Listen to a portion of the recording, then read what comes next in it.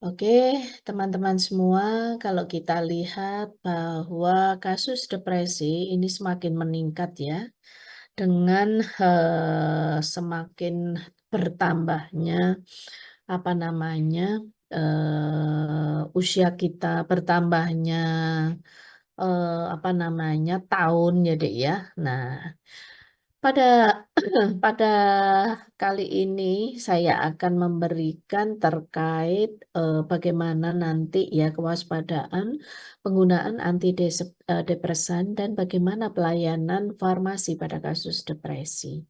Ya, jadi barangkali adik-adik semua sudah tahu ya bahwa depresi itu adalah suatu gangguan multidimensi, ya, multifaktor yang melibatkan emosi, ya, kemudian juga fungsi kognitif. Fungsi kognitif itu adalah fungsi pengetahuan, ya, Dek, ya. Kemudian faktor fisik dan gangguan psikomotor, ya. Jadi depresi ini ya merupakan suatu apa namanya gangguan yang melibatkan banyak faktor ya. Oleh karena itu kita harus selalu tahu ya Dek ya. Insiden dan prevalensinya seperti apa ternyata semakin meningkat apalagi pada saat kemarin kejadian COVID-19. Insiden depresi itu ternyata sangat meningkat tajam ya sampai beberapa ratus kalinya ya dibandingkan sebelum tahun 2007 ya. Nah, kalau kita lihat sebenarnya pada tahun 2008 WHO itu sudah memperkirakan, mengestimasikan bahwa tahun 2030 penderita gangguan depresi itu ternyata akan menjadi kontributor utama sebagai beban penyakit yang ada di dunia ini. Tidak sampai tahun 2030, mulai 2020 saja adanya COVID, ternyata gangguan depresi ini semakin banyak insidennya, ya. Seperti yang kita ketahui bahwa pada saat COVID-19 kita ini seperti orang yang hopeless, ya Dek ya. Nah, kenapa? Nah, banyak keputusasaan karena berbagai faktor. Satu, faktor kesehatan. Dua, faktor ekonomi. Tiga, ya masih memikirkan faktor keluarga, ya. Belum faktor sosialnya dan sebagainya, ya. Sehingga di situ insiden depresi ini sangat tinggi, ya. Apalagi sekarang pasca COVID, ya. Nah, 70% penderita depresi ini ternyata perempuan, pada kalau kita survei itu tahun 2007. Tetapi pasca COVID, insiden ini ternyata berimbang di antara perempuan dan laki-laki. Ya, kenapa? Ternyata pada beberapa kasus ya karena kehilangan mata pencarian ya pekerjaan ya kemudian juga banyak kerabat ya pada saat itu ya yang menderita COVID, kemudian angka mortalitas yang tinggi, ternyata itu memberikan dampak yang cukup signifikan ya pada insiden depresi ini. Ya, oleh karena itu sekarang ini sudah bergeser ya, perempuan dan laki-laki sama untuk gangguan depresi ini ya. Nah, gejala depresi seperti apa ya Bu? Ternyata gejala depresi ini muncul, ternyata itu juga bisa disebabkan oleh beberapa manifestasi dari suatu penyakit. Yaitu contohnya misalnya diabetes yang tidak kunjung sembuh, TB yang terus-menerus minum obat yang banyak dan besar-besar ya. Nah, itu ternyata memicu terjadinya depresi juga. Ya, oleh karena itu, dengan pasien depresi, kita harus tahu ya, Dek ya, bagaimana sih memberikan layanan yang optimal, layanan yang membuahkan hasil yang maksimal, ya, dan itu yang betul-betul harus kita cermati. Nah, jadi kalau kita lihat ya, Pasien depresi itu adalah pasien dengan gangguan suasana perasaan yang sedih dengan gejala penyertanya. Ya, jadi perasaan yang sedih sehingga dia pasien ini murung ya.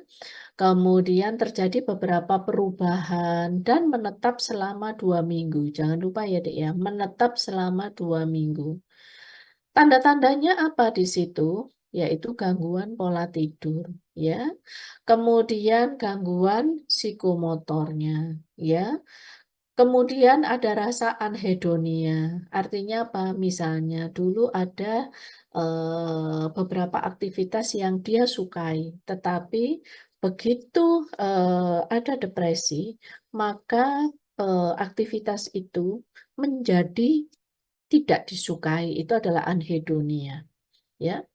Kemudian rasa putus asa yang berlebihan, ya, nafsu makan yang menurun. Kadang nafsu makan tidak hanya menurun, bisa juga berlebihan sehingga nanti dampaknya berat badan meningkat atau berat badan turun, ya, Dek, ya, pada pasien depresi ini. Nah, kemudian kita lihat perubahan apa lagi yang terjadi. Ternyata di sini ada konsentrasinya yang menurun, ya, kelelahan, merasa tidak berdaya, dan ada ide-ide untuk bunuh diri. Nah, ini kalau sudah depresinya berat. Oleh karena itu, harus betul-betul ya diperhatikan bahwa pada pasien dengan gangguan depresi itu kondisinya betul-betul harus kita perhatikan terutama adalah kepatuhan minum obatnya, ya Dek ya. Nah, itu yang betul-betul harus dicermati farmasis. Nah, bagaimana kita menetapkan kriteria depresi? Depresi itu terdapat 5 atau lebih gejala yang sudah saya sebutkan tadi, ya. Dan sekurang-kurangnya 2 minggu gejala ini menetap. Jadi kalau misalnya sedih, kemudian rasa putus asa, tapi kejadiannya itu cuma beberapa hari, itu bukan depresi, Dek. Tetapi itu hanya gangguan suasana perasaan saja, ya, akibat trigger dari luar, ya. Nah, 5 atau lebih ini gejala-gejalanya apa saja? Tadi sudah saya sebutkan ya. Ada mood depresi, afek depresi. Biasanya afeknya itu dangkal, ya. Dijak guyon ndak bisa tertawa, ya kan, Dek? Nah, kurang minat, tidak ada rasa senang terhadap semua hal, ya. Berat badan bisa turun atau meningkat, ya. Kemudian dia mungkin tidak bisa tidur, bisa. Atau bahkan, ya, dia tidak tidur beberapa hari, ya Dek ya. Atau malah tidur teruslah. Ini sudah menunjukkan bahwa pasien ini depresi.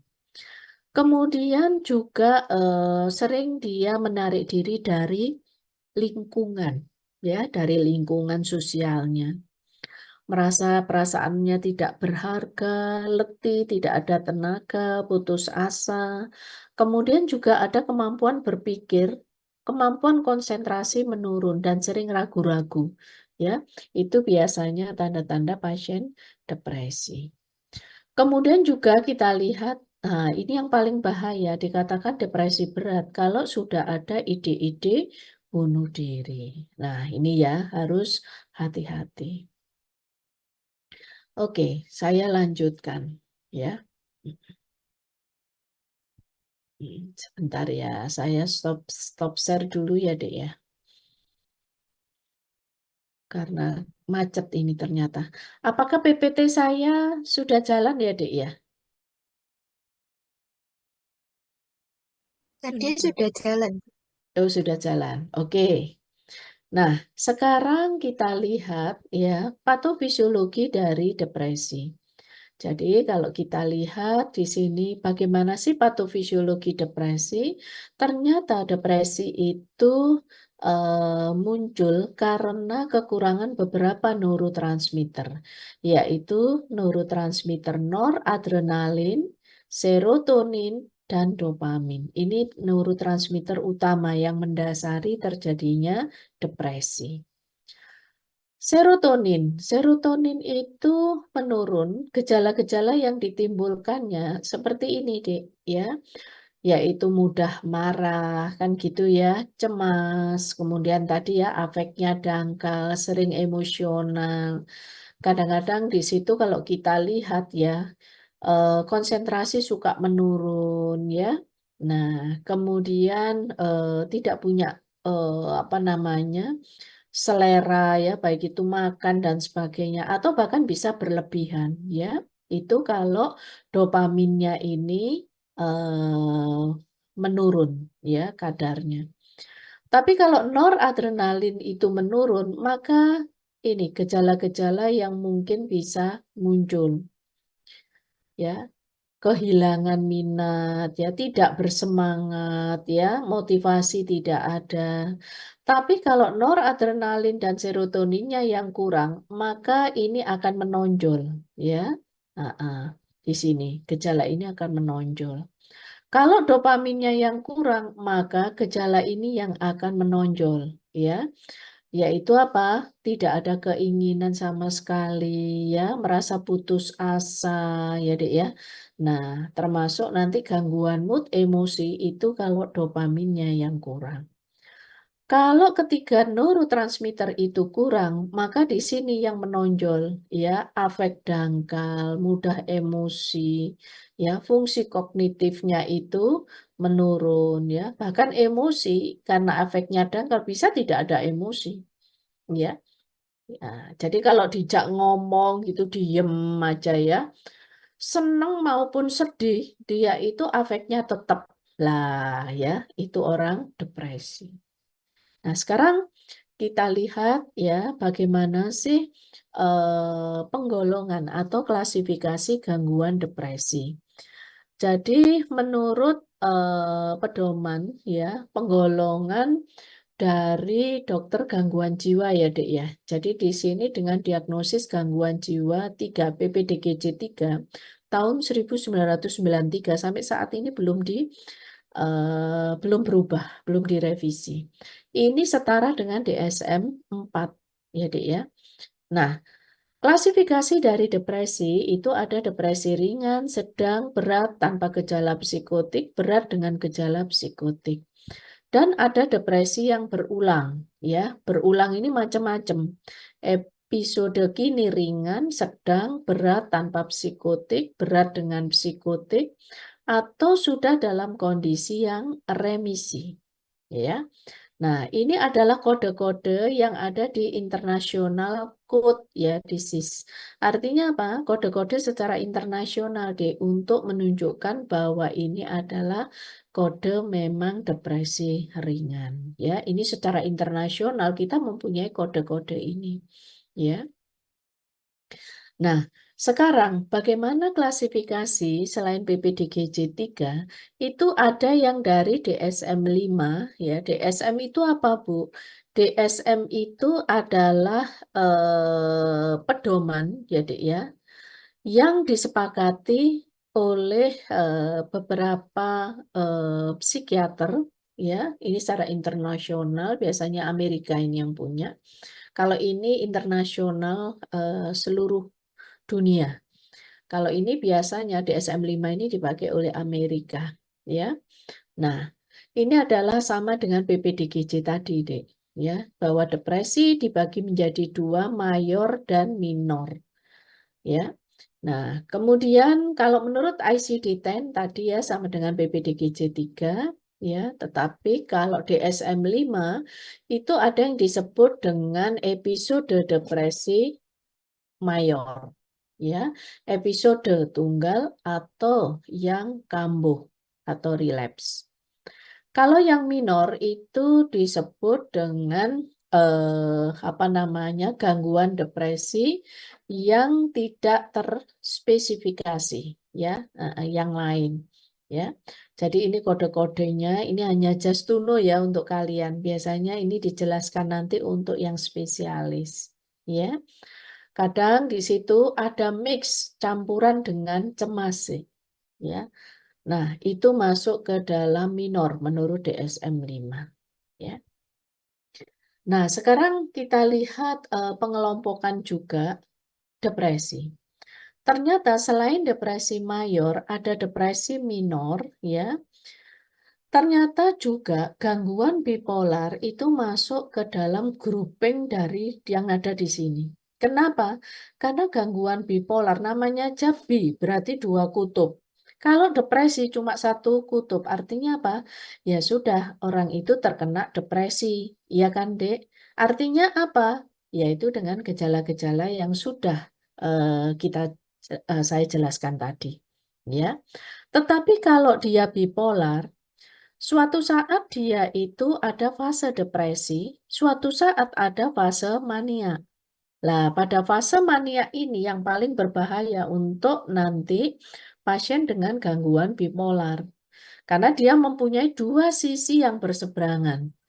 Pada saat fase depresi dia akan sedih berlebihan, kan begitu ya Dek ya, menarik diri, putus asa, merasa lelah. Tapi begitu mania, maka dia mempunyai karakter yang betul-betul berbeda dengan dirinya pada saat eh, depresi. Contohnya apa, Bu? Dia bisa bekerja ya siang malam tanpa henti ya. Kemudian karena merasa bahwa energinya selalu cukup ya, tanpa lelah.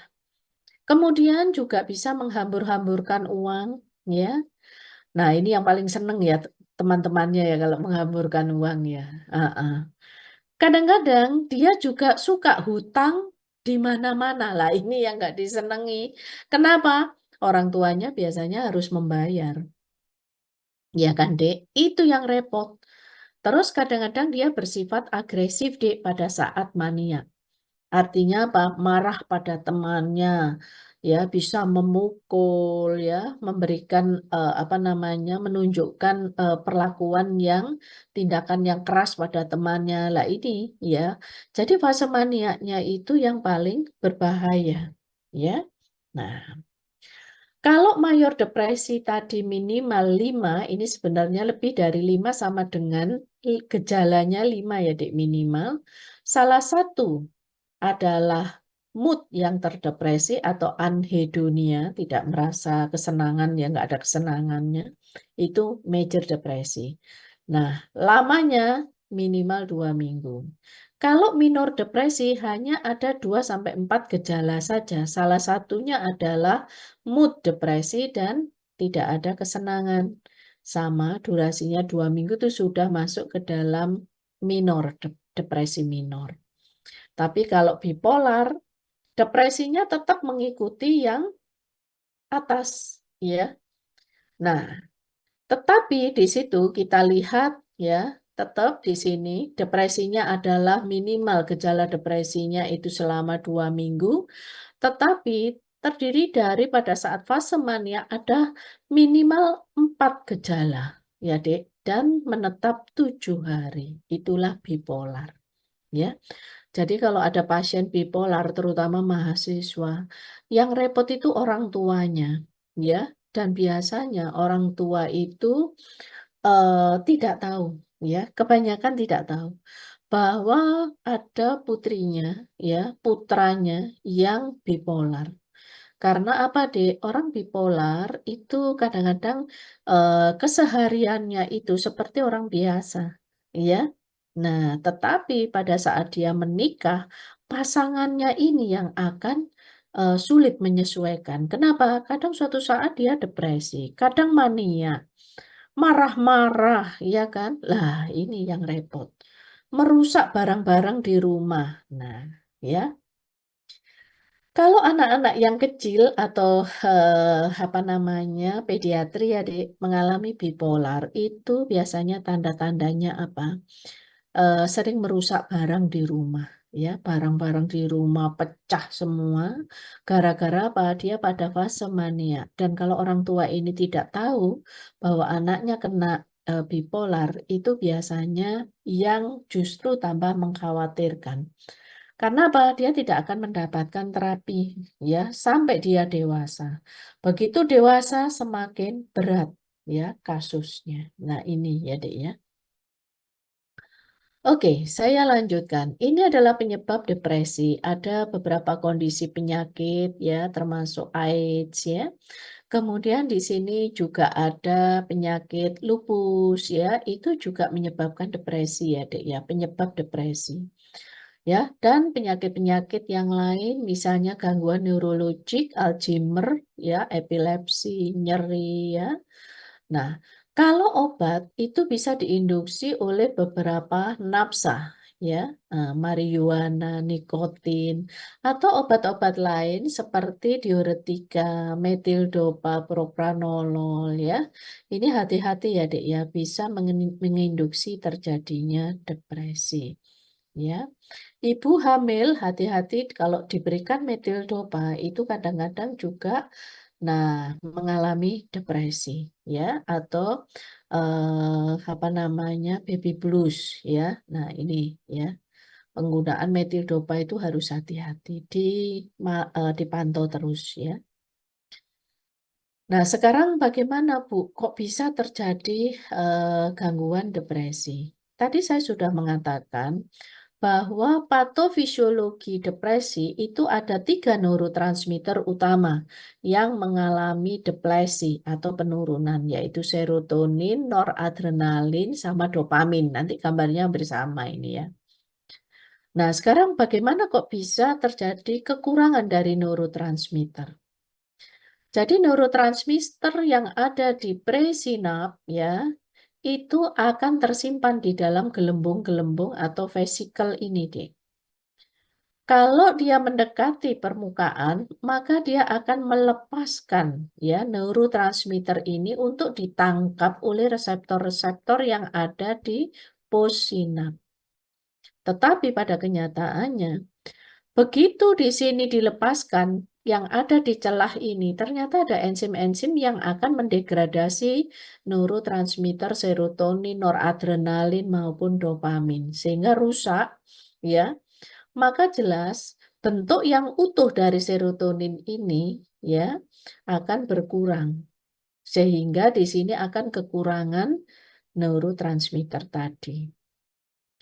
Selain karena degradasi enzim baik oleh katekol O-metiltransferase ya, ataukah nanti di dalam presinap ini sendiri sudah juga didegradasi oleh monoamin oksidase, maka di situ terjadi penurunan ya neurotransmitter. Selain itu, yang tadi seharusnya ya neurotransmitter ini dilepaskan ke celah sinap sehingga ditangkap oleh reseptor yang ada di possinap. Ternyata apa? Masih di celah sinap ini dia diambil lagi yang namanya reuptake ya. Nah, serotonin menggunakan transporter ya, reuptake serotonin sehingga masuk kembali ke presinap, maka jumlahnya yang ada di sini berkurang ya. Begitu masuk, dia ternyata juga ada degradasi oleh enzim katekol O-metiltransferase maupun monoamin oksidase sehingga rusak ya monoaminnya. Nah, maka nanti yang masuk ke dalam vesikel juga akan sedikit ya. Nah, karena proses yang begini ini ya nanti akan menyebabkan serotonin atau noradrenalin, dopamin itu akan rendah di celah sinap, tidak bisa mencapai reseptor dari masing-masing neurotransmitter. Itu adalah awal depresi. Maka nanti obat-obat yang bekerja itu satu, menghambat beberapa enzim ini, Dek, ya. Menghambat transporter ini, ya. Nah, dan juga untuk supply, ya. Nah, meningkatkan jumlah serotonin yang ada di sini, ya. Nah, sekarang kita lihat bagaimana Bu hubungan antara depresi dengan mekanisme yang ada di otak, yaitu di hipotalamus, hipofisis, pituitary ya ini, dan adrenal axis. Ternyata depresi itu juga bisa dipicu oleh beberapa stresor, macam-macam ya dek stresornya. Kalau mahasiswa itu karena beratnya apa namanya, beratnya beban, ya kan, Dek? Nah, ini beratnya beban pada saat perkuliahan. Lah itu bisa sebagai stresor. Itu akan menstimuli, ya, akan memberikan rangsangan ke amigdala, midbrain, dan hipokampus, ya, untuk, ya. Nah, di sini juga, ya, memberikan sinyal ke hipotalamus, ya, supaya apa? Kortikotropin releasing hormon dilepaskan. Jadi hormon ini dilepaskan. Hormon ini tujuannya merangsang hipofisis untuk menghasilkan hormon yang lain, yaitu adenokortikotropin hormon. Ya. Nah, ACTH ini merangsang korteks adrenal melepaskan kortisol dalam jumlah besar. Kalau Anda tahu ya, kortisol ini sebenarnya kan kalau kita katakan hormon yang jelek ya, hormon yang tidak disenangi kan gitu ya kortisol ini. Lah, tingginya kortisol merupakan prediktor ya bahwa terjadi depresi karena apa? Kortisol yang tinggi akan memberikan umpan balik lagi ke hipotalamus untuk menghasilkan hormon ini. Rangsangan ini akan terus sehingga akhirnya ini menumpuk. Oleh karena itu, kalau kita lihat pada pasien depresi nanti, dengan uji ya supresi dexamethasone, kalau dia positif berarti ini depresi yang ada kaitannya dengan umpan balik di otak ini, Dek. Ya. Nah, ya oleh karena itu dijaga betul ya, tidak boleh stres. Ya, Bu, ya gimana orang hidup kok nggak stres? Iya, saya tahu ya. Pasti ada stres, tapi hendaknya segera dikembalikan ya. Nah, ini adalah beberapa mekanisme kerja dari antidepresan ya, Dek. Jadi kalau kita lihat di sini ya, ada yang bekerja ya pada transporternya ya, yaitu apa namanya SSRI, Selective Serotonin Reuptake Inhibitor, itu bekerja pada transporternya ya. Trisiklik, kemudian serotonin, norepinefrin reuptake inhibitor ya, itu juga pada transporter. Namanya aja selective serotonin reuptake inhibitor, berarti dia menghambat ambilan lagi dimasukkan ke presinap ya. Nah, jadi pekerjaannya ini macam-macam. Ya, kalau monoamin oksidase, dia menghambat enzim MAO yang ada di presinap. Ini presinap, ini postsinap. Jadi neurotransmitter itu akan dilepaskan di celah sinap ini, Dek, supaya apa? Dia bisa tertangkap menduduki reseptor yang di postsinap ini. Ya. Nah, oke. Sekarang kita lihat neurotransmitter yang bertanggung jawab kan begitu ya terhadap patofisiologi depresi. Jangan lupa ya, sebagai farmasis ini saya singkatkan untuk adik-adik bahwa ya kelas SSRI, Selective Serotonin Reuptake Inhibitor, namanya aja Selective Serotonin Reuptake, berarti menghambat ambilan serotonin kan gitu ya, Dek ya. Dihambat supaya apa? Tidak bisa masuk ke presinap. Supaya apa? Banyak di celah sinap sehingga bertemu dengan reseptornya di postsinap. Ya, itu SSRI. Kalau trisiklik bekerja di dua neurotransmitter, yaitu serotonin dan norepinefrin. Ini TCA. Dia bekerja di sini. Bu, kalau ini sama. Ya, ini adalah serotonin, norepinefrin, reuptake inhibitor. Jadi bekerjanya sama, TCA dan SNRI. Atau disebut noradrenergic specific serotonin serotonergic antidepresan. Ya. Jadi menghambat dua, serotonin dan norepinefrin. Ya.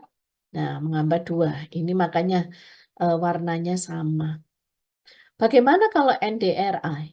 NDRI itu norepinefrin dopamin reuptake inhibitor. Jadi bekerja di dua ini. Ya, Dek ya.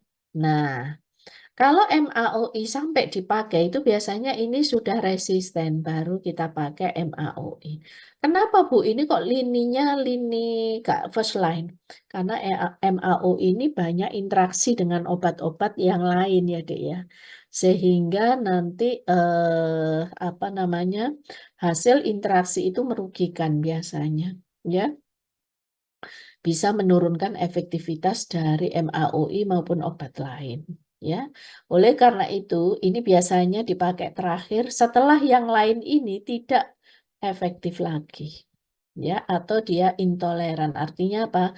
Ada reaksi hipersensitivitas, hipersensitivitas atau resisten terhadap obat ini ya, bisa terjadi. Ya. Kenapa, Bu? Karena penggunaan antidepresan itu sangat lama, ya. Dan tidak boleh dihentikan mendadak. Nah, sekarang kalau kita lihat ya, bagaimana pola penyakit depresi ini. Jadi kalau kita lihat secara normal, sebenarnya pasien sembuh dari depresi itu selalu di bawahnya orang normal, ya Dek ya. Nah, kenapa? Kalau kita lihat perjalanan depresi, ini titik nadir, artinya apa? Titik terendah, di mana penyakit ini paling parah. Kita mengangkat ke sini untuk sembuh sementara saja, remisi itu sembuh sementara ya Dek ya. Itu sulit sekali. Butuh waktu 6-12 minggu. Ya, pada ini disebut fase akut. Ya, jadi minimum kita minum ya antidepresan itu ya Dek ya. Itu adalah 12 minggu. Ya, karena fase akut ini 6-12 minggu. Ada yang mengatakan berani 6 minggu sudah bagus. Ya, nggak apa-apa. Ya, dia sudah terlewat menjadi fase remisi. Tetapi fase remisi ini kadang tidak berlangsung lama. Kenapa, Dek? Dia relapse, kambuh lagi. Ya, terjadi depresi berulang. Jatuh lagi ke sini, ngangkatnya sulit ini ya. Lah, kadang dia mengalami recovery setelah relapse, ya. Ini juga sama sembuh sementara setelah relapse. Maka di sini ya, kalau dia sudah recovery, kemudian dari remisi ke recovery, maka ini ada fase kontinuasi, yaitu minum obat 9-12 bulan. Dan kalau dia sudah recovery, ya, ini masih di maintenance dulu obatnya, jangan dilepas atau dihentikan. Itu sekitar 1 atau lebih, ya Dek ya. Nah, 1 tahun lebih. Kalau kita coba tapering perlahan-lahan, kemudian timbul lagi depresi, maka kita akan mengembalikan ke dosis yang lebih tinggi. Itu sulitnya ya, terapi pada pasien depresi. Ya. Nah, sekarang kita lihat bagaimana sih perkembangannya. Ini tadinya hasil penelitian saya dengan adik-adik dari mahasiswa. Ya, ternyata pada fase akut itu sekian persen. Jadi banyak yang sudah mencapai fase maintenance, tapi kita tidak bisa mengatakan bahwa ini sudah stabil.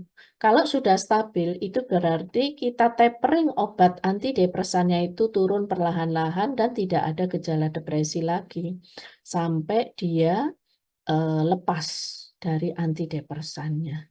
Ya, tetapi kenyataannya kalau ada trigger atau pemicu lagi yang muncul, maka dia bisa jatuh lagi ke arah sini, Dik. Ya, titik nadir yang terendah.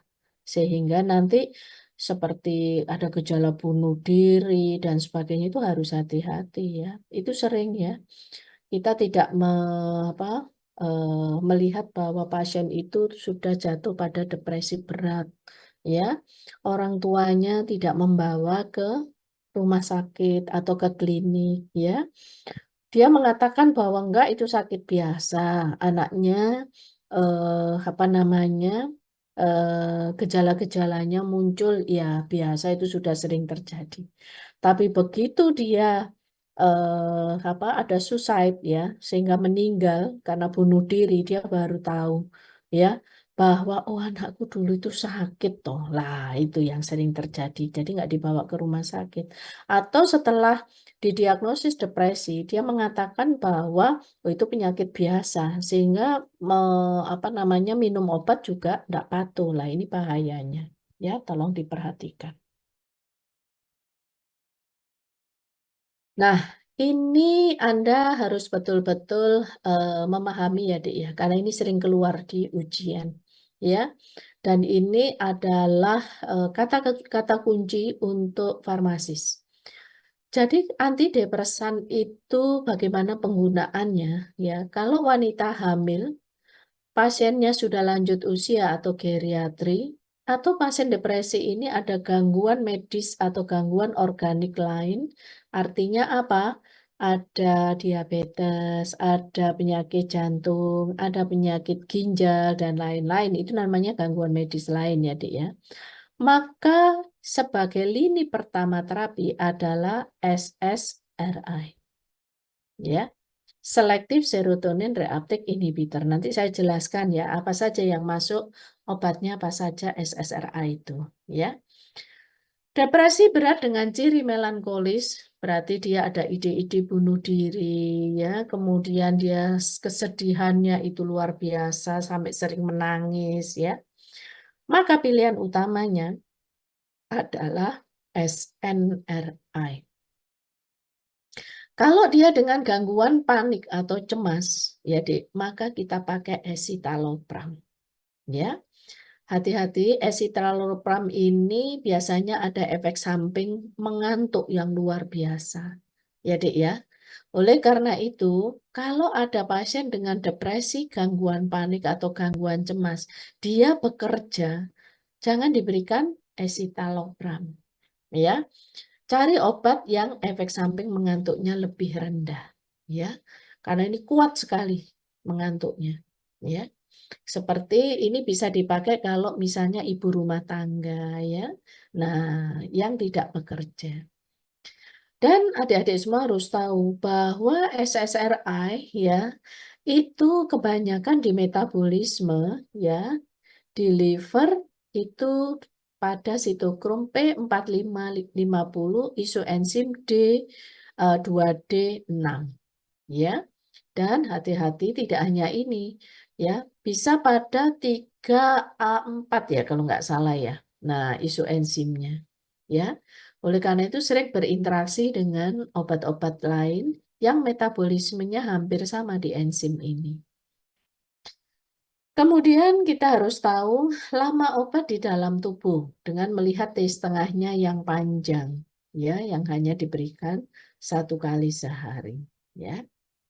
Nah, ini jangan lupa ya. Nah, ini sering dihafalkan karena ini nanti skenario kasusnya itu Anda harus bisa apa namanya memberikan keputusan terapi obat antidepresannya yang mana, ya. Nah, Nah, ini ya 3A4 ya, ini misalnya fluvoxamin. Lah, dia di metabolisme menggunakan isoenzim ini. Kalau ada obat lain yang di metabolisme dengan enzim yang sama, isoenzim yang sama, ini nanti terjadi kompetisi. Ya, hati-hati, kadar salah satu obat bisa tinggi dan menyebabkan toksisitas, ya. Yang tinggi D2, D6 itu antara lain fluoxetine, ini ya metabolismenya menggunakan isoenzim ini. Duloxetine sama, paroxetine itu pakai 2D6. 3A4 itu Nevasodon ini nggak ada di Indonesia, fluvoxamin ada, ya Dek ya. Nah, obat-obat lain juga menggunakan isoenzim di sini sehingga terjadi kompetisi royoan enzim, ya. Nah, yang dampaknya bisa meningkatkan salah satu kadar obat atau lama di dalam tubuh. Oleh karena itu harus hati-hati kalau ada penyakit liver atau penyakit ginjal, ya. Nah, tadi escitalopram ya, Dek ya. Kalau citalopram sudah ditarik ya oleh WHO, oleh FDA. Kenapa? Karena menyebabkan gangguan kardiovaskular, prolongation QT interval, ya. Nah, Oke, jadi nanti kalau Anda membaca resep, ya, ada fluoxetine. Fluoxetine itu suatu SSRI, Selective Serotonin Reuptake Inhibitor. Nah, ya, ini berarti antidepresan. Clobazam, sam. Lah, itu biasanya adalah anti cemas. Berarti kondisi pasiennya itu depresi dengan ada kecemasan, ya. Nah, ini hati-hati. Fluoxetine SSRI, ya, ini juga sering menyebabkan pasien insomnia, ya, pasien insomnia, sehingga diberikan pagi hari, ya. Kadang fluoxetine ini ada efek mengantuk juga, ya. Lah, repot kalau dia ada efek mengantuk, maka berikan malam hari, ya. Kalau basam golongan benzodiazepin umumnya ada efek sedatifnya, mengantuk, ya. Nah, adik-adik semua itu harus tahu antidepresan mempunyai indeks toksisitas. Semakin rendah indeks toksisitasnya semakin bagus, ya. Nah, kalau kita lihat di sini SSRI ini ditarik, ya. Fluoxetine, fluvoxamine, paroxetine, sertralin itu indeks toksisitasnya paling rendah, terutama fluvoxamine 0 dikatakan, ya.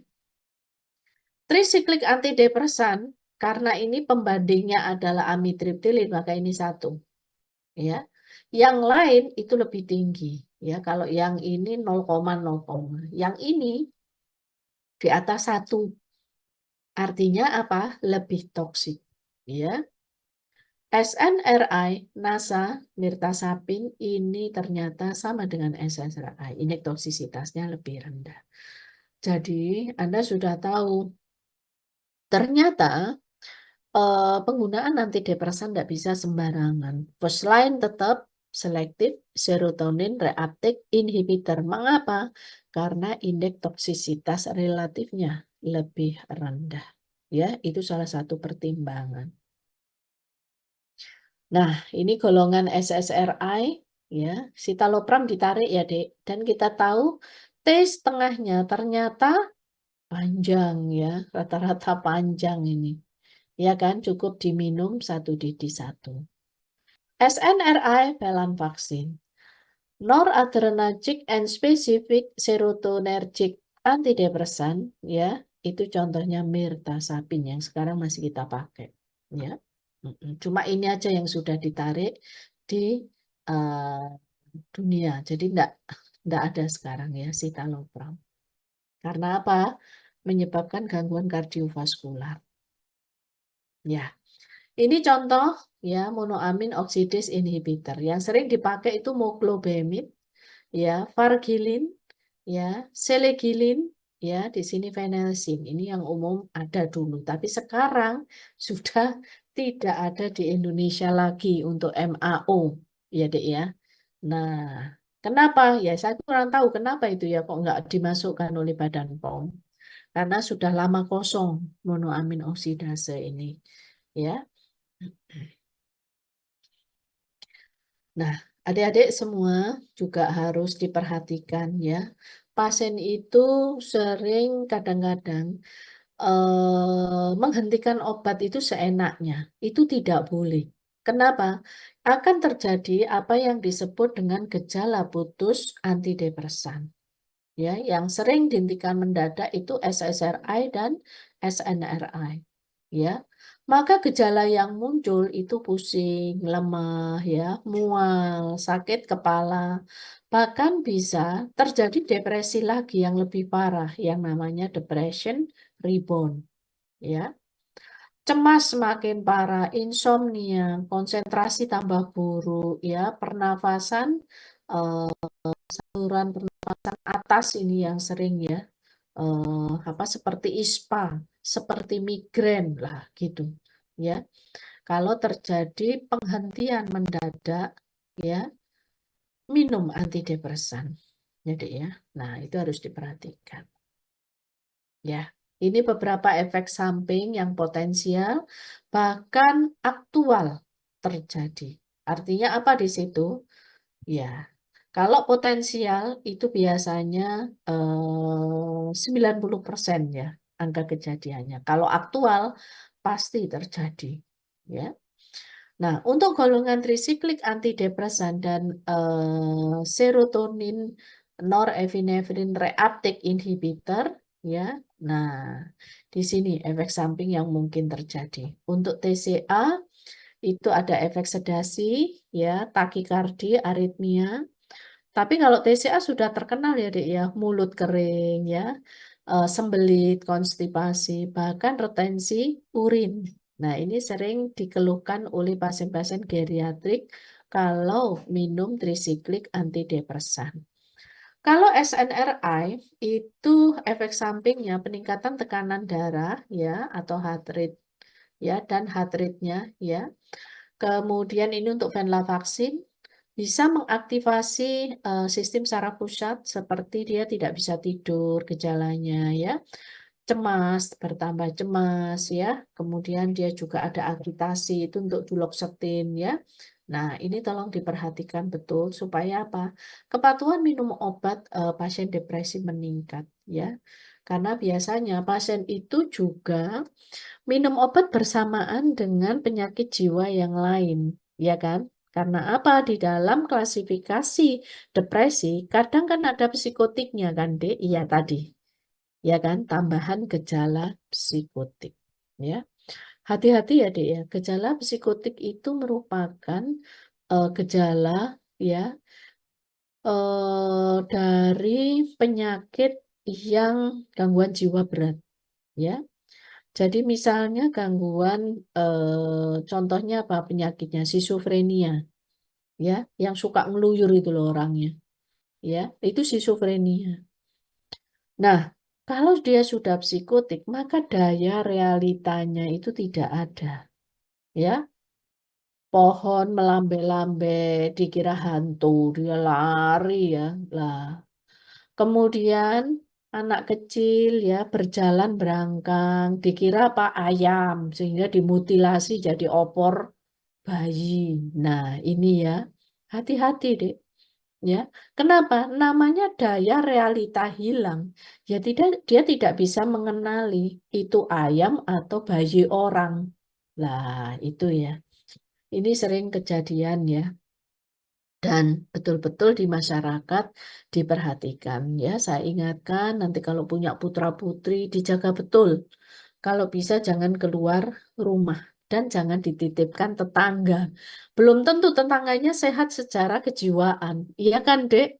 Lah, ya. Nanti bayi dikira ayam, ya kan? Kemudian dibumbu opor, ya. Ini kejadian, Dek. Ya, ada kasus itu, ya.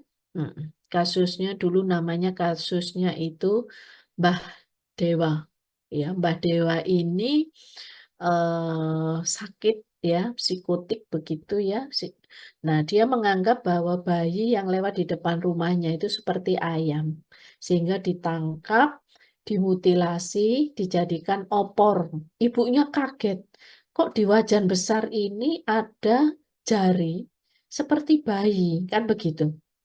Setelah dilihat, loh bener jari dikira apa ceker ayam itu loh. Ternyata, loh, bayi. Kenapa ibu ini kehilangan bayinya? Ya, nah dimutilasi jadi opor ayam. Nah ini, ya hati-hati ya dek ya. Heeh. Dijaga betul, ya putra putrinya nanti. Nah ini beberapa efek samping dari penggunaan trisiklik antidepresan. Ya, jadi kalau kita lihat ada efek samping seizures, ya, sedasi, hipotensi, ya, ke jantung ada, ya, berat badan bertambah ada. Nah, jadi ini trisiklik antidepresan itu memang isunya tinggi, ya. Oleh karena itu harus dipantau. Oke. Nah, ini citalopram sudah ditarik ya, Dek ya. Yang ada escitalopram. Walaupun kita katakan bahwa penggunaan SSRI itu adalah lini pertama untuk ibu hamil ya, pada kasus depresi dengan ibu hamil, resiko pada kehamilan itu masih tinggi. Oleh karena itu tetap harus dipantau. Karena apa? Tidak ada antidepresan yang aman pada ibu hamil, ya. Bu, bupropion ini juga kecil, ya bisa dipakai. Hanya saja bupropion ini bekerjanya adalah pada norepinefrin dan dopamin, ya kan? Nah, serotoninnya rendah, ya. Nah, oke. Ini beberapa makanan ya yang berinteraksi dengan monoamin oksidase, jadi dengan enzim MAO, ya. Jadi kalau Anda lihat di sini ada kopi. Wah ini ya, mahasiswa itu sekarang itu senengannya kopi ya. Lah, kemudian juga perhatikan di sini ada monosodium glutamat, yogurt itu bisa berinteraksi dengan monoamin oksidase ya.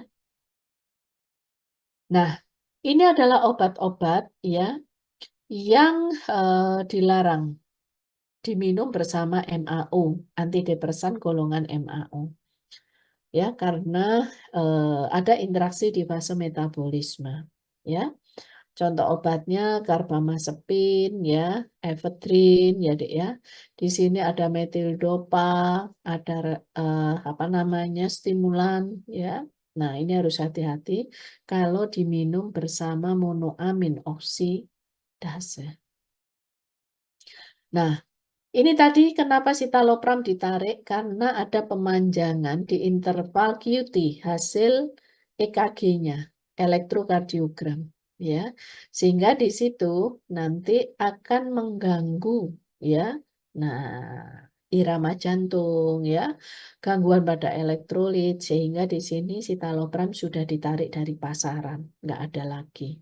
Tetapi SSSI juga hati-hati, ya, itu bisa menyebabkan sindroma serotonin nanti yang akan saya jelaskan, ya, bisa mual lah. Loh Bu, ini kan ya gejala-gejalanya itu, tapi ternyata minum obat ini terus-menerus tanpa memperhatikan kondisi penyakitnya, sehingga harusnya dosis itu mulai diturunkan.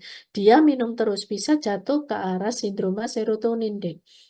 Kenapa? Serotoninnya yang ada di dalam tubuh itu berlebihan, ya. Dan berlebihan justru tidak dibutuhkan. Kenapa? Efeknya itu juga berat takikardi, ya dek ya. Status mental berubah, ya, menjadi hipertermia, ya, dan sebagainya. Nah, ini hasil penelitian saya dengan mahasiswa bahwa ternyata di Indonesia itu paling banyak menggunakan fluoxetine 82%. Dan sertralin. SSRI kan berarti ini. Ya. Kalau amitriptilin apa? Trisiklik antidepresan. Mengapa kok sering pakai SSRI? Ternyata kalau kita lihat ya, fluoxetine ini sindroma putus obatnya jarang ternyata deh. T setengahnya juga panjang ya. Dan spektrumnya itu ternyata memiliki spektrum depresi yang sebagai antidepresan itu spektrumnya lebih luas. Kemudian biaya terjangkau. Lah ini seneng kan kalau orang Indonesia ya. Selalu biaya terjangkau. Artinya murah. Wah ini. Nah, sebagai farmasis, adik-adik semua harus paham terkait struktur kimia obat. Ini contohnya amitriptilin, ya. Amitriptilin itu kan trisiklik antidepresan, maka dia mempunyai amina tersier. Kalau dia mengalami metabolisme dengan N-demetilasi, ya, di liver, ya, kemudian dia akan membentuk struktur ini menjadi amina sekunder, maka target neurotransmitternya berbeda, ya. Kalau amina tersier, ya, dia lebih ke arah afinitasnya, suka serotonin.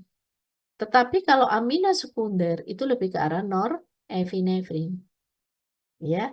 Lah, hati-hati. Maprotilin itu punya amina sekunder. Dia mengalami N-demetilasi, membentuk D-metilmapprotilin tidak aktif.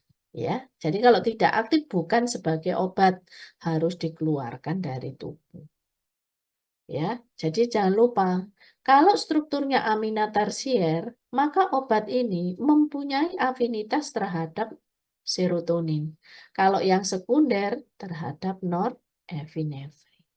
Ya, jadi trisiklik antidepresan pun itu ada beberapa mekanisme. Ada yang condong ke arah serotonin, ada yang ke arah norepinefrin. Hanya saja nanti dokternya akan tahu gejala yang muncul yang mana dari tadi ya gambar yang lingkaran-lingkaran tadi loh, Dek.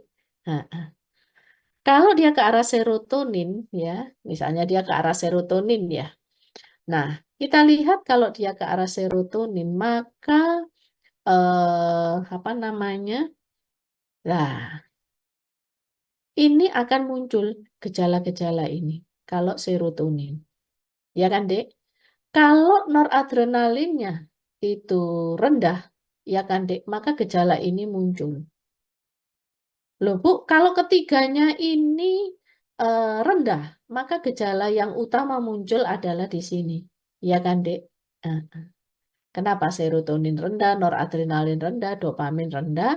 Utamanya di sini, tapi jangan lupa semua gejala bisa muncul. Ya, nah dilihat di sini nanti. Oke, saya lanjutkan ya.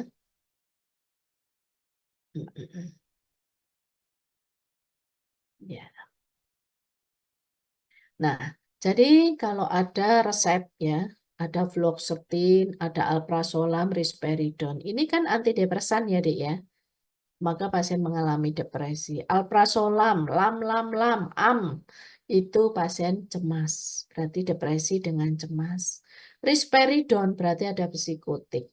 Ya, maka di sini berarti pasien itu ada depresi, ada cemas, ada psikotik. Ya, nah. Jangan lupa, risperidon itu antipsikotik atipikal.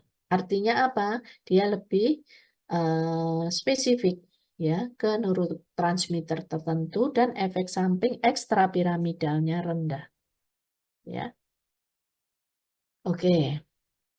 Kalau dia ada fluoxetine, ada haloperidol. Haloperidol itu antipsikotikanya tipikal. ESO-nya menimbulkan sindroma ekstrapiramidal itu tinggi, Dek. Maka kita berikan triheksilfenidil ya untuk mengatasi adanya EPS nanti atau mencegah adanya EPS dari penggunaan antipsikotika tipikal. Karena yang jenis tipikal ini ESO EPS-nya tinggi sehingga kita melakukan pencegahan dengan penambahan obat lain supaya EPS-nya itu tidak tinggi, menambahkan triheksilfenidil. Ya. Nah, sekarang saya jelaskan apa itu sindroma serotonin. Sindroma serotonin itu adalah suatu kondisi di mana pasien itu setelah mendapatkan terapi antidepresan, serotoninnya jadi berlebihan di dalam celah sinap tadi. Maka akan timbul gejala yang sangat serius, perubahan gangguan jiwa, status mentalnya berubah. Dia menjadi lebih bingung, lebih cemas, ya, koma, agitasi, ya. Dari segi motorik, dia berjalan terus, ya, gerak terus, bahkan bisa terjadi kekakuan otot, ya, tremor, menggigil, mata ke atas, ya, dan lain-lain. Dari kardiovaskular sistem, ternyata pasien itu ada hipertensi, bahkan kadang hipotensi, ada takikardi, disertai diare, mual, sakit perut. Lah, ini semua adalah gejala-gejala karena kelebihan serotonin yang ada di dalam tubuh akibat dari penggunaan antidepresan yang tidak segera di tapering off kalau penyakitnya sudah membaik atau menurun. Ngerti ya, Dek ya? Nah, Kenapa terjadi sindroma serotonin? Itu dikarenakan penggunaan 2 antidepresan atau lebih, menyebabkan serotonin yang ada di sistem saraf pusat kita kelebihan terlalu banyak. Ya, oleh karena itu sekali lagi antidepresan jarang dikombinasi. Jadi ya, karena bisa menyebabkan sindroma serotonin. Bu, kalau kombinasinya dengan TCA, SN, lah ya sama. Kalau itu dosis tinggi juga bisa lari ke arah sindroma serotonin. Maka peran apoteker bagaimana? Edukasi, Dek, ya. Problema-problema sindroma serotonin ini dengan mengenali gejala-gejalanya itu diedukasi pasiennya. Bu, kalau ada gejala ini telepon dokter ya, telepon saya ya. Nah, gitu. Ya. Hubungi dokter bila terjadi sindroma serotonin, ya. Nah, sering kita diminta juga memberikan rekomendasi terkait dengan antidepresan yang digunakan. Maka jawaban kita nanti untuk yang ke klinisi, hindari kombinasi antidepresan kalau itu ada kombinasi. Atau menggunakan antidepresan yang efek serotoninergiknya lebih rendah. Kira-kira apa ya ini ya? Yang efek serotoninergiknya lebih rendah. Ya tadi kita bisa pakai yang SNRI, ya kan Dek? NASA, ya kan? Yang bekerja pada apa namanya, dopamin dan apa tadi? Dopamin dan noradrenergik atau noradrenalin ya, atau norepinefrin. Kadang kita perlu menggunakan benzodiazepin, Dek, karena apa? Pasiennya itu ada mioklonik, artinya gejalanya itu kaku-kaku. Mm-mm.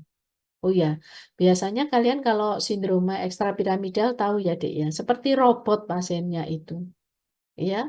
Nah, seperti Parkinsonism, ya. Lah, ya. Ekstrapiramidal syndrome itu adalah suatu kondisi di mana dopaminnya terlalu rendah, kan begitu ya, Dek ya. Nah, itu biasanya obat-obat yang sebagai bekerja dengan antagonis dopamin, ya, yang akan menginduksi terjadinya ekstrapiramidal symptom tadi. Kadang kita menggunakan propranolol. Kenapa? Karena jantungnya itu, ya, itu biasanya kalau anak kecil, jantung saya kok ngeredek gini ya Bu ya. Nah, pediatri biasanya kalau dia sudah bisa cerita, jantung saya ini kenapa ya, kok seperti ini deg deg deg deg deg deg deg. Lah, dia itu juga nggak nyaman, ya. Maka kita berikan propranolol, ya.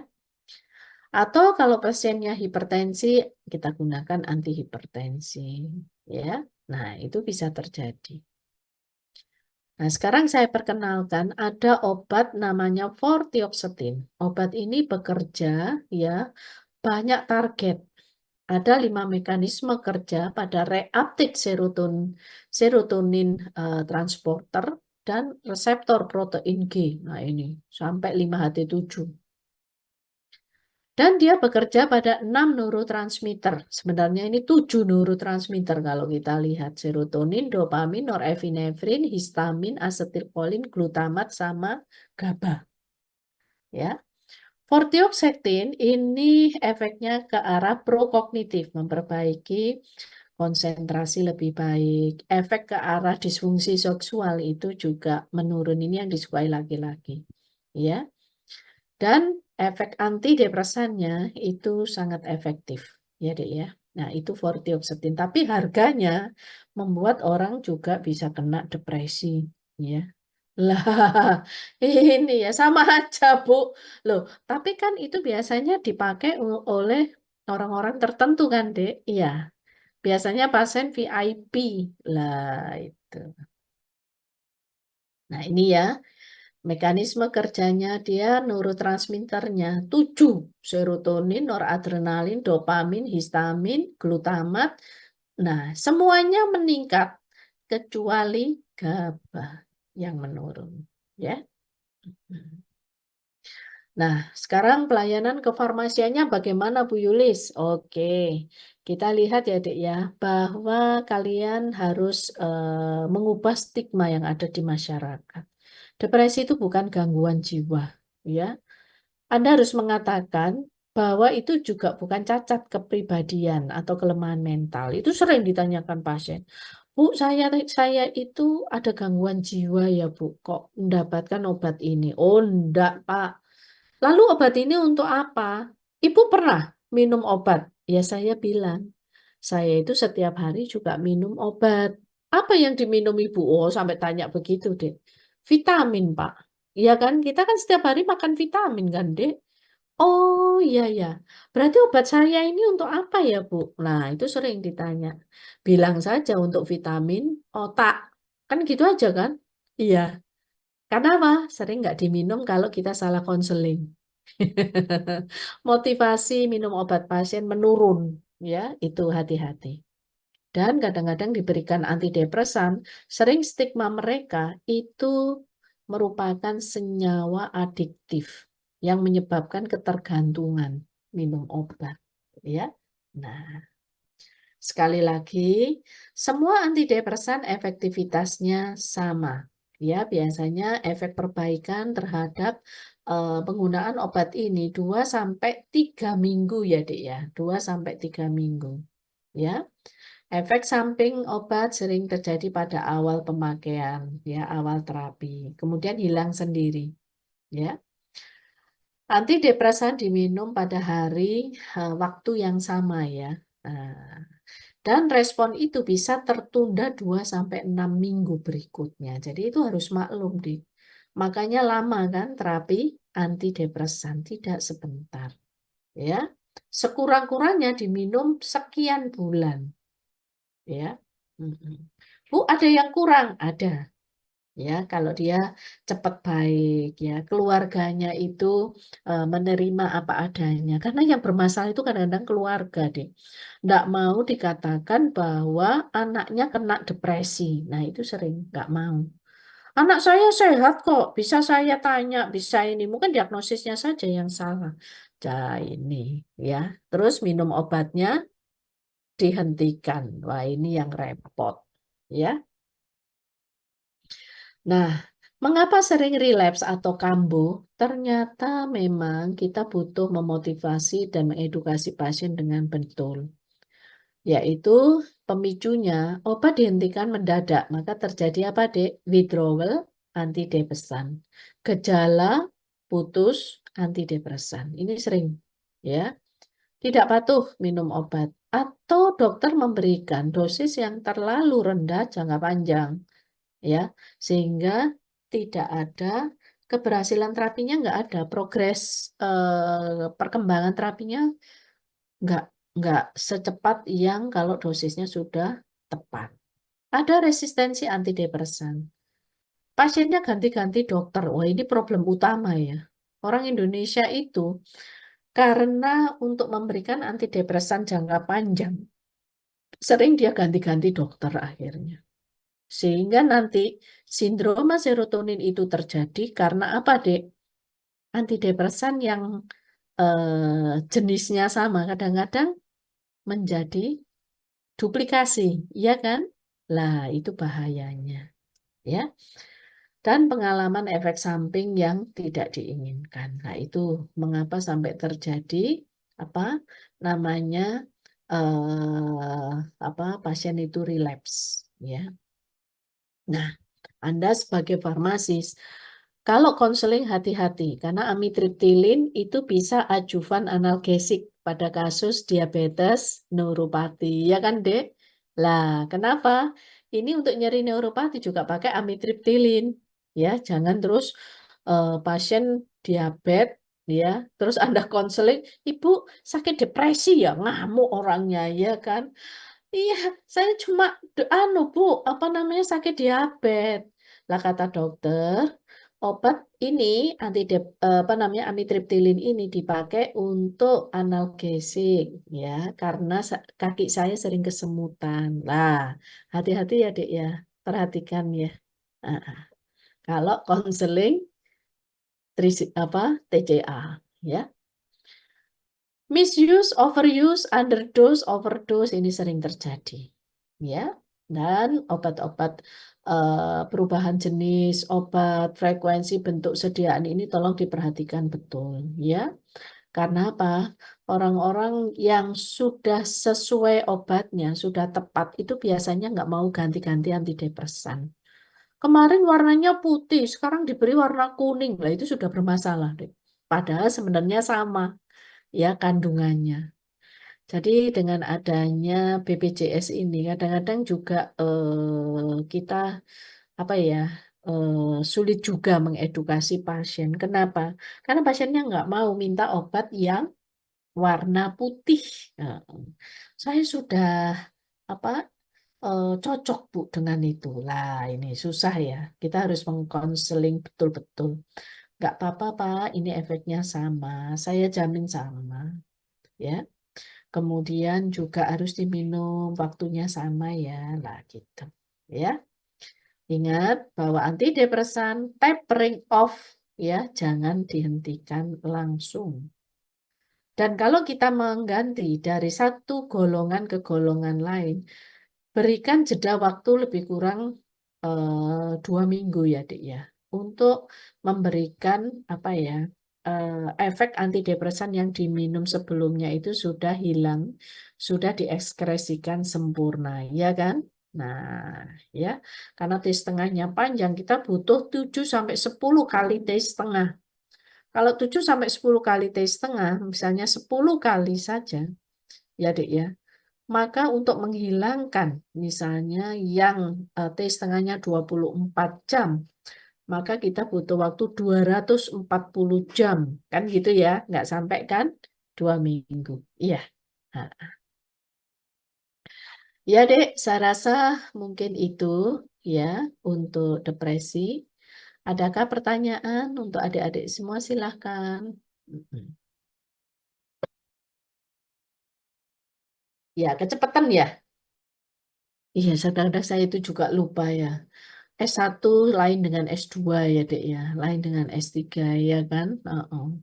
Kadang-kadang cepet saya menjelaskan. Ya, kalau direm ya nanti. Bu, bu, bu, kecepatan gitu ya. Heeh. Ya, silakan kalau ada pertanyaan, Mbak Faradina. Permisi Bu, saya izin bertanya. Ya, Mbak Happy, silakan. Siapa yang tanya? Saya Bu Dana. Oh iya, iya, iya. Em, Silakan. jadi saya mau tanya untuk yang penggantian ke golongan obat lain. Itu kan kalau misalkan mau menghentikan pemberian harus di tapering off dulu, tidak boleh langsung dihentikan. Tapi untuk pengubahan ke golongan lain ini diberi waktu jeda 2 minggu itu bagaimana ya? Saya masih agak kurang paham. Terima kasih. Iya. Jadi, untuk penggunaan antidepresan, ya, Dek ya, kita tidak boleh langsung ya memberikan apa antidepresan lain yang kemungkinan sesuai untuk kondisi pasien saat itu. Kan gitu ya. Kenapa? Tadi ya, kalau kita langsung memberikan dua macam antidepresan overlapping, itu bahayanya apa tadi, Dek? Sindroma serotonin. Ya kan? Jeda waktu 2 minggu itu harus berdasarkan pada tes setengah obat, ya kan, Dek? Karena waktu praktikum kemarin farmakokinetik, obat akan dieliminasi 7 sampai 10 kali tes setengah, ya kan? Maka di sana 10 kali tes setengah. Kalau tes setengahnya 24 jam, maka di situ butuh waktu 240 jam. Sehari berapa jam?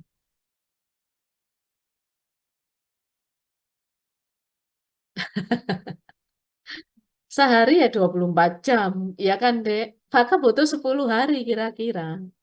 Loh, Bu, kalau seandainya belum sampai terekskresi, boleh nggak ini saya tambahkan? Boleh, ya, biasanya boleh. Supaya apa? Harus ada selalu kadar obat di dalam darah, ya. Mm-mm. Nah, sekarang kita lihat kalau pasiennya itu, ya, kalau pasiennya itu gejalanya masih muncul, artinya apa? Dia masih belum ada remisi. Maka hati-hati untuk tapering off dan mulai lagi tambahan obat. Upayakan tetap tidak terjadi kelebihan serotonin, kelebihan norepinefrin, dan kelebihan dopamin. Itu ya Mbak ya. Prinsipnya itu, 2 minggu itu hanya untuk perkiraan saja. Ya, bahwa jangan sampai setelah obat yang kedua diberikan masih ada efek obat yang sebelumnya itu kadar di dalam darahnya masih tinggi. Ya, nah, itu yang penting Mbak Dana. Ya, kadang-kadang 14 minggu gimana Bu? Nggak apa-apa. Jadi tapering jangan pokoknya dihentikan mendadak, itu yang nggak boleh. Di tapering, ya. Nah, pelan-pelan. Apalagi kalau pasiennya itu sudah memasuki fase recurrent atau remisi. Ya kan, Dek? Artinya kan sembuh sementara, gejalanya sudah menghilang semua. Ya kan, Mbak? Maka ini ditapering pelan-pelan. Kalau tiba-tiba pada saat diturunkan, dia gejalanya muncul lagi, maka kita kembalikan ke dosis awal. Ya, Mbak ya. Nah, gitu Mbak Dana. Hmm. Ya, silakan. Ada lagi kah?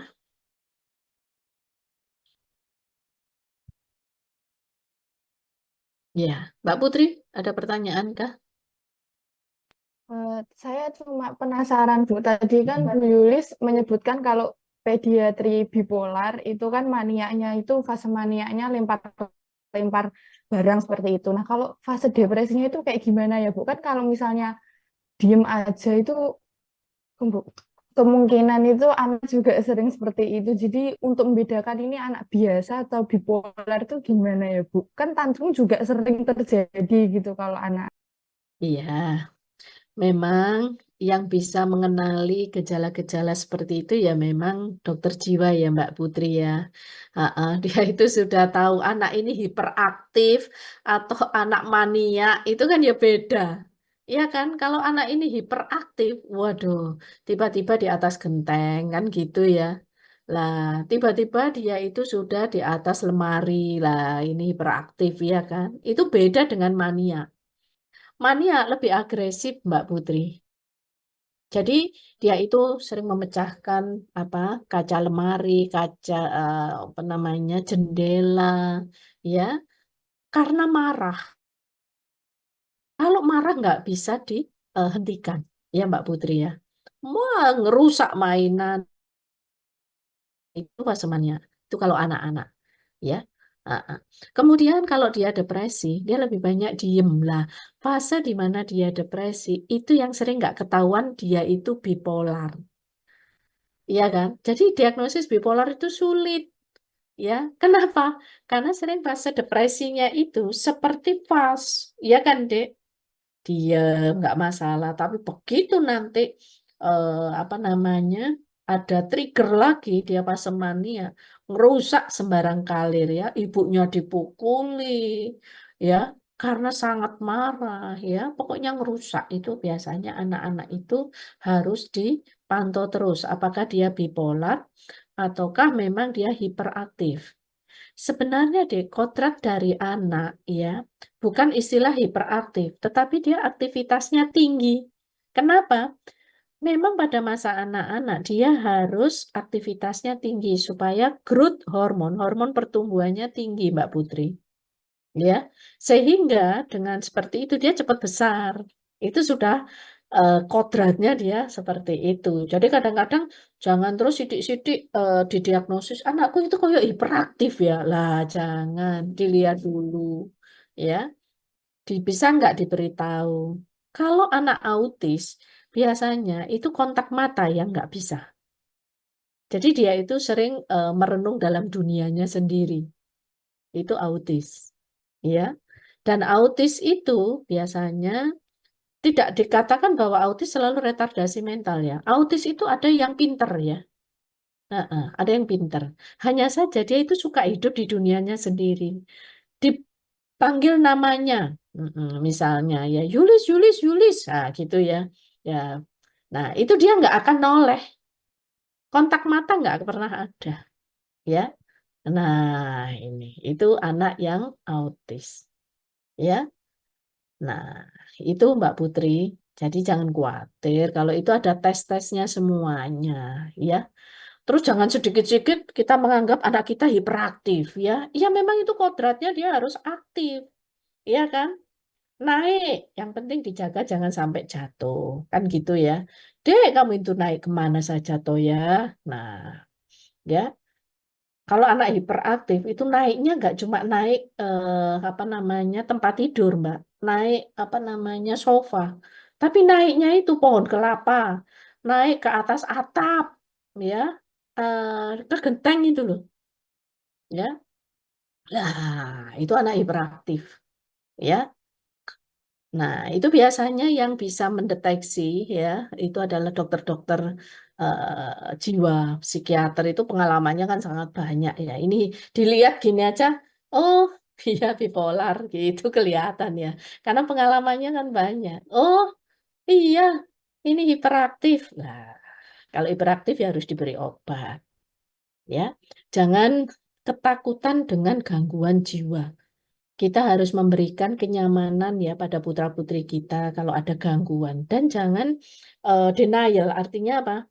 Enggak, anak saya ini bukan bipolar. Tetapi begitu dia fase depresi, kemudian bunuh diri. Ya kan? Karena ide-ide itu ada, tiba-tiba muncul.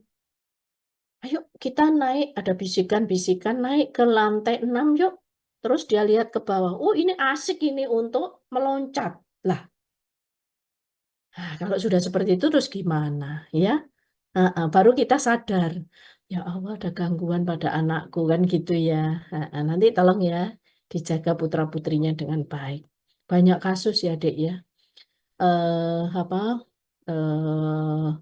ini ya, anak-anak itu ya itu mengalami apa namanya penganiayaan karena tetangganya ya. Nah, ini harus dijaga betul. Kalau bisa jangan dititipkan tetangga, jangan dititipkan apa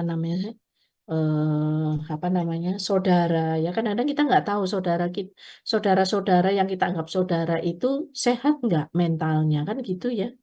Hmm, ya. Nah, itu harus hati-hati. Ya, dulu saya pernah ada saudara itu mendapatkan apa namanya, Dek, saudara itu mendapatkan ini ya ART ya, pembantu rumah tangga yang skizofrenia ya. Cuma saya kagetnya itu ya, dia selalu bawa pisau. Itu kenapa sih pembantu itu selalu bawa pisau ya? Padahal dia sering apa namanya, Dek, merawat